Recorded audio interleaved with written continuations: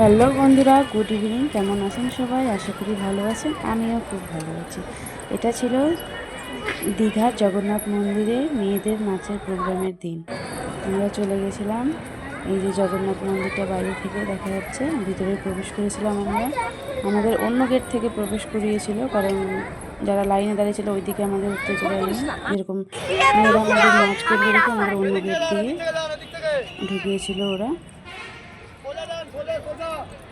এই যে সবাই মিলে যাচ্ছি যেখানে নাচ হবে মেয়ে, সেইখানে প্রায় মন্দিরের ভিতরেই ওদের নাচের প্রোগ্রামটা হবে। দেখেও শান্তি, দু চোখ জুড়িয়ে যায় এইসব দৃশ্য। আর পরিবেশটা এত শান্ত একটা পরিবেশ, মানে বলার মতন।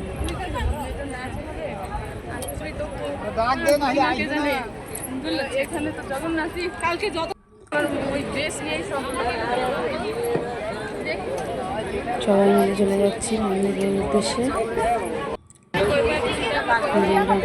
প্রথম গেট পার করে দ্বিতীয় গেটে ঢুকবো। এই যে মেন গেট, এটা হচ্ছে মেন গেট। বাইরের দৃশ্যটা একবার লক্ষ্য করো, এত সুন্দর একটা মনোরম পরিবেশ। মেয়েদের নাচ এখন শুরু হবে।